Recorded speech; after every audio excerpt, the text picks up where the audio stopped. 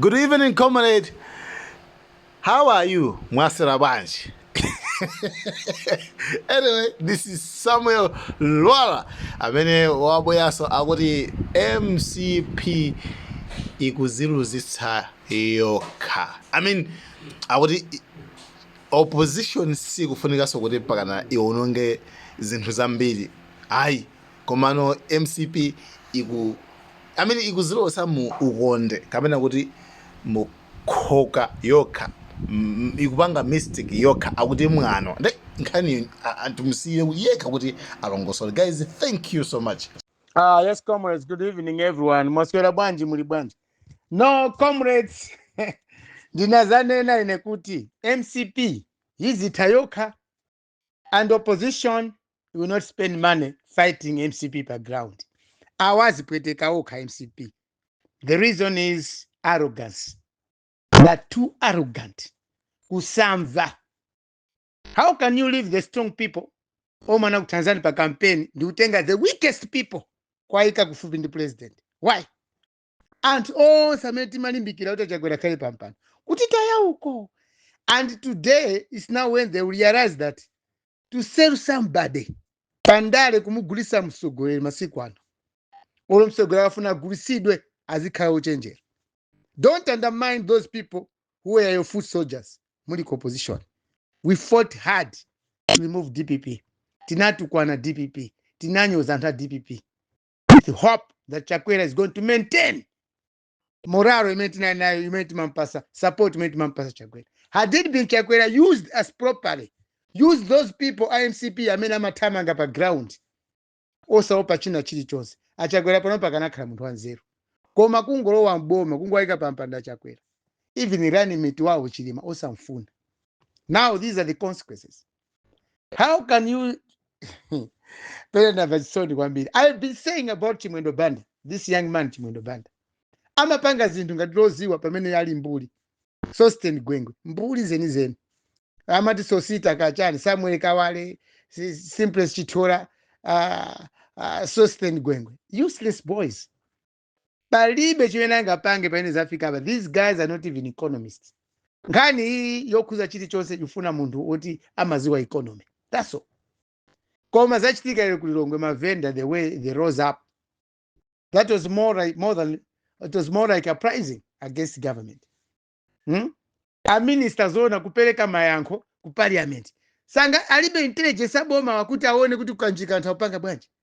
It's a government nani napoyamba paja. Chipani chimene ukhandi intelligence chikakhala boma. Inzona mafuta mavenda lero angakavekere ku state house ku parliament. Nikakhala boma ili ndoti limasa care about the people. Lilongwe is booming in terms of individual development or household level development. Chitukuko upliftment of village of families in Lilongwe imachoka ku business yakaunjika. Anthu akaunjika ndamene amapangisa capital city kuoneka bwino. Tima chena capital city because of kaunjika. Ndiye boma sili maziwa ati mitengo anthu akudandaula pa ground. Mpaka anthu achite kuchita match kupita ku parliament. Ndiyo di boma palibe kai. We don't have government in Malawi. Boma liliko in the MG Malawi government. Koma anthu odesa boma ku Malawi kulibe. Kapena kulimbuli, kapena kulibe letu. This is quite shameful. Zimene ufuna anthu zochepa kwambiri.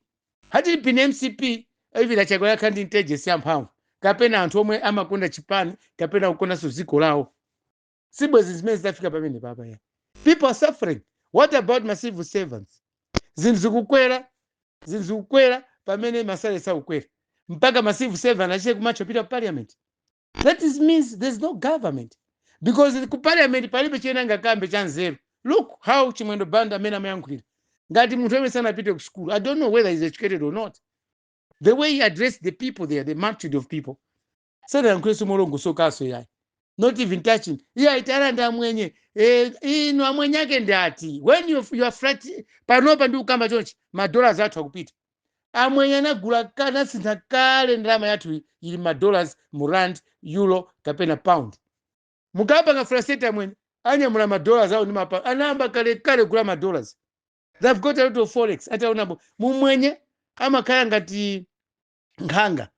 imaziwa to kulisoka kuko amwenye panopa and billions and billions of dollars manyumba mwawo. For example, SATA, how many dollars, how much dollars in the SATA panopa? Abaraka SATA maramun anima dolanga. These guys amalitenga feo ngati zisiru because of anzatu andali amena niboba panopa anima udindo. Almost 3/4, 90% or 98% of amwenye panopa aliyesa drama yake in dollars. And they're not even scared. Omtaranda Malai says you not even go far. There's no way a Malawian can import kaunjika panopa minus amwenye. These guys have got dollars. Drama yo siya dollar anatenga kala mwenye. Time mene chakwenda namba kule for the first 2 years in office. Amwenye anatenga dollar yonse. Ma Burundi anatenga dollar yonse. Ma Senegalese, ma Chinese. They're dealing here their businesses in dollars. Not Malai kwacha. Malai kwacha ndi zude kwa amwenye. So mkaanda Malai sensi mwangotaya nthawi yana. And that is not that's not a solution kwa mavenda. Mwana nda license antu kwa mavenda au alindi ndalama. Zote ngapange maintain their businesses. Alindi ndalama mavenda au. Do they have money? Do they have dollars? Don't make things in a haste. Aye. Apa to apa mene naone apa achimwendo bana ndi gulao ka sosita. Mati sosisa ka sosita. Sosisa something like that. Kusoweza kuti MCP achakwera ku September ndi kutali. Sakafika ntunda ku September. The best way is MCP must go back to convention. Choose a better leader. Uyu chakwera watipusisa wakupusisa ku MCP. Amene namba kuona chakwera 100 days in office. Mwamba panopa muona tu. Amene amati tukwana ife ku MCP. Amene amati panga chipongwe ni makonti pa macontract. Atapasa achakwera macontract uzizira. Tatukwanidwa ifeyo ena achipani cha MCP. Chifukwa timaona futo limene lili.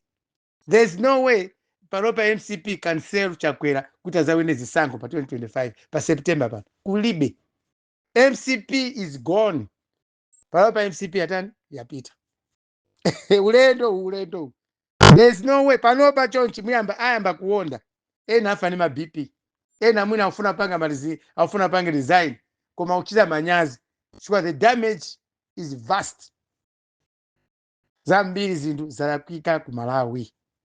There's no way muntu kunaba utete chakwera pa September but just wait of amene muli ndi $dollars panopa. Keep your dollars. Ngati muli bomba. Otherwise mukapanga frustrate mwenye. Everything is gone. Go to each and every district these days. Mukapeza mwenye kumene koko. You never see an Indian going to bank. You only see black people. Anthu omwe amavenda kumapita kwa mwenye ukatenga ndalama kwa gula $dollars kapena ukachita zinjira zina. Boma ilira mwenye anatenga kale. The more you chase mwenye, the more problems are coming. There's no way Malawi panopa angapita kwa gula mabero pa mitengo mene ilipo. Even kupeza forex, ati forex reserve bank ilipo waboza chimwendo banda ama iziwa mene reserve bank magula nchito.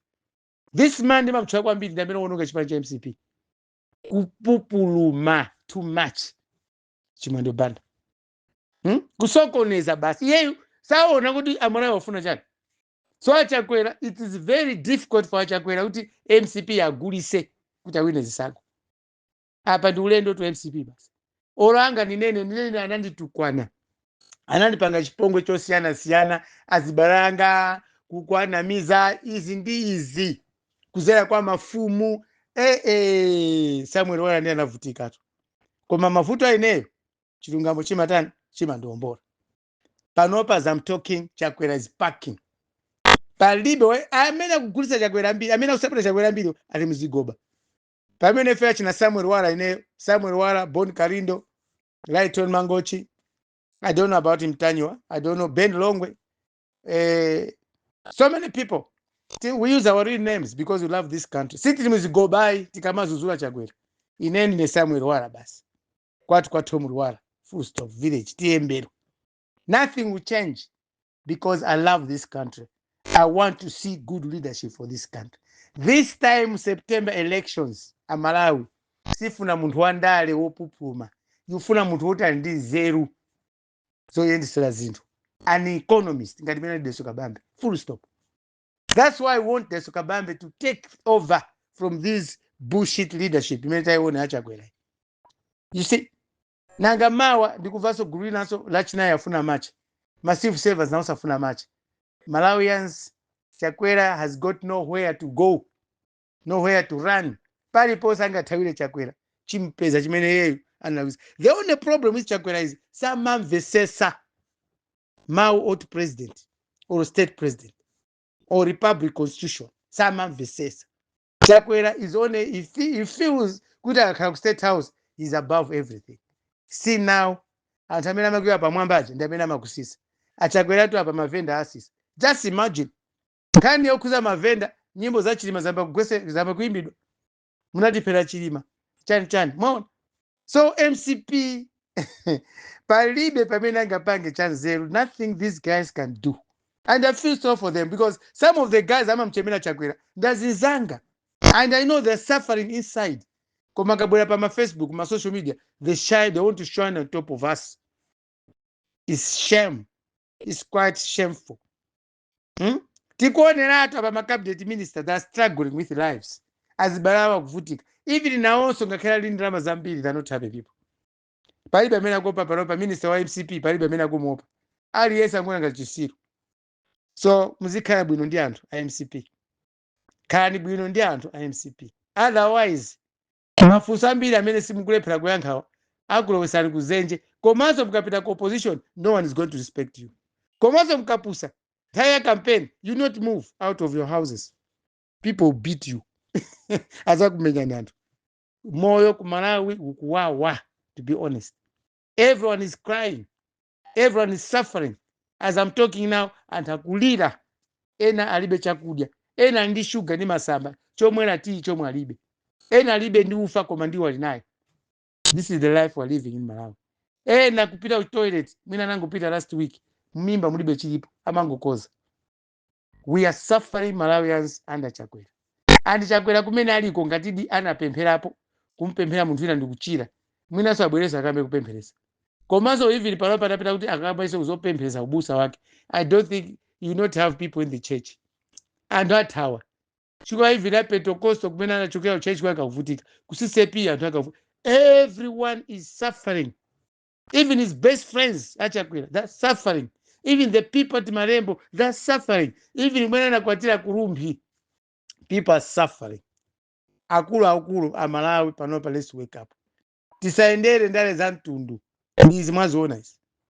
Tisaendere ndale zoti uyu ndi Mkristu. Pandale palibe Chikristu. That's what we have to know. Chakwera zimene anakwisa papa is more than a criminal. Because all what he promised people, all those promises that he was going to make Malawi healthy nation, palibe. Kuja katatu. Kulibe. Kulibe. Iya ineyo pamwezi ndizipanga chaku palibe zonse janapanga Chakwera. In short, Chakwera just a mere madman in the premises of mental hospital. Ngati kuzomba kuti or say John of God. He's got nothing kusamva. Tinalipo if anthu omwe timafuna timthandize Chakwera. A lot of young men, a lot of prudent people, a lot of intelligent people I met mapanga now campaign kuti Chakwera kali bomb. All the people now they're disappointed. And panopa asalawa amene apanga ziwawa kapa ndi apa timana ta fake ta mzigo basi. Nothing. Chakwera mali pano upanga reshuffle cabinet yawo when another minister is doing nothing. Chakwera cannot reshuffle. He's tied up. I don't know why. Mwina nzathu ati munthu anali wanzeru kwambiri. Mwina nzeru zambirizo ndi zimene zili mukulepheramo. So munthu olepheraso naso ndi wanzeru. So amalepherera dala. Mwina Chakwera ndi anzeru koma amalepherera dala kupanga zinzooneka. I'm sorry comrades, but when we're trying to demonstrate or tikamapita kukakumana nzathu andale, musagende myala ngakhale manja amalephera kuti apirire. Koma yesani kupita osama agenda myala. Atukwaneni chabe koma sagenda myala. Chukwa anthu amene wawa kuti amvese bwinobwino makutu awo ndogontha olo mti agenda ndi myala samamva. They're just useless people. Samva chilichonse. Mmene mukonda chidole chili nyumba mwanu ndimene ali anthu amene wawa. Zoita mulongo momo sama zoti mavenda akuvutika. Mulongo momo. A government with no intelligence, a government with no credibility, a government with nothing to do to its own civil servants. Boma la Chabe. Comrades, good evening. Komabendi Nimaliro. I've lost my uncle in Blantyre Kuchitawira Pamango. Mr. Helbert Chirwa. Dibamwanga Angono from the third family. Ya Goga Wanga number 1. pali number 2, then iwo agogo awo nyumba imene amwalira abambo anga ndi agogo anga a number 3. Therefore Mr. Hilbert is my daddy and abambo anga pachikuda.